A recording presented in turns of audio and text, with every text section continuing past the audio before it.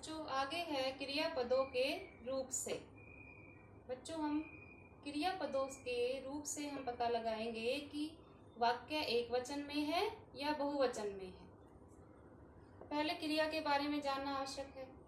क्रिया किसे कहते हैं? जिस शब्द से किसी काम के करने या होने का पता चले उसे क्रिया कहते हैं। बच्चों इस वाक्य में देखिए, किसान खेत जोत रहा है।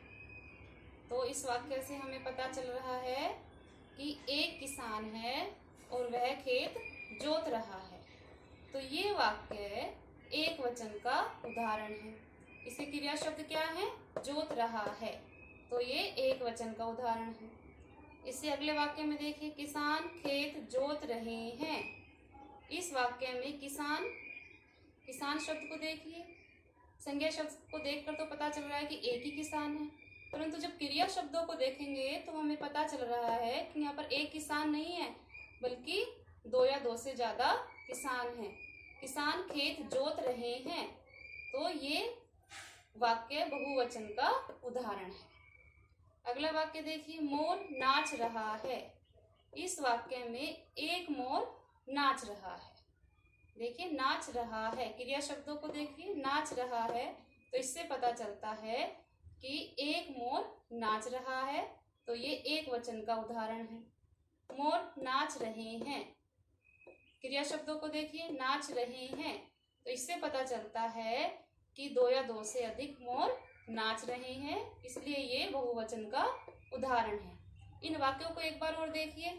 किसान किसान, संज्ञा शब्द हमारे पास किसान किसान, हमें पता चल रहा है, हमें ऐसा लगता है कि ये एक वचन में है, परंतु जब हमने क्रिया शब्दों को देखा हमें अंतर पता लगा, तो एक वचन और बहुवचन रूप हमें दिखाई दिए।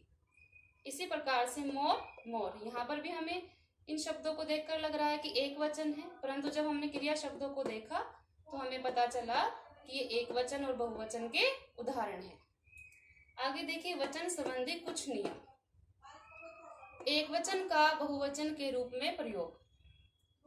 देखिए बच्चों, सम्मान या आदर के लिए एक वचन के स्थान पर बहुवचन का प्रयोग होता है। इसे आदरार्थ बहुवचन कहते हैं। हम बड़ों को आदर से पुकारते हैं, इसलिए उनके लिए आदरार्थ बहुवचन का प्रयोग किया जाता है। देखिए, मेरी माता जी कल आएंगी। माता जी, यहाँ पर माता जी तो एक ही है, परंतु आएंगी से तो हमें ऐसा लग रहा है कि कई माताएं हैं, परंतु माता जी को हम आदर से पुकारते हैं, तो इसलिए उनके लिए बहुवचन के रूप को भी अपनाया जाता है। गांधी जी राष्ट्रपिता कहलाते हैं। गांधी जी तो एक थे, परंतु कहलाते हैं।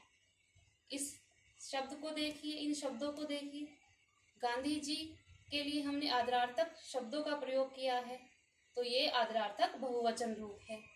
गुरुजी आज घर आएंगे। आएंगे से तो हमें लग रहा है कि बहुवचन ही है, परंतु ये एक वचन है।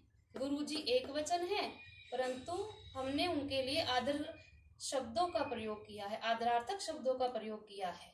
तो गुरुजी आज घर आएंगे, तो ये आदरार्थक बहुवचन का उदाहरण है। सुभाष चंद्र बोस सच्चे देशभक्त थे, तो उनके लिए भी हमने आदरार्थक शब्दों का प्रयोग किया है। तो ये बहुवचन आदरार्थक का रूप है।